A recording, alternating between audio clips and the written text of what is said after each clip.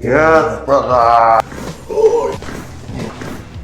One of the strongest men in the world, the warrior, Mr. Rongo Keane, popped in to see me after competing at the 2022 Middle East Strongest. After a tough competition, Rongo was having cramping of the forearms, weakness in grip strength, and tightness in his legs. After a full spinal examination, I looked at his forearm and legs. We started off by doing some stripping massage of the forearms and some intramuscular electrostimulation to fire up those weak and fatigued muscles.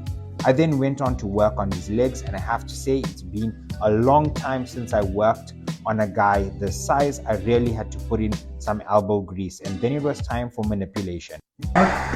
Yes, brother. Oh, yeah. Exhale.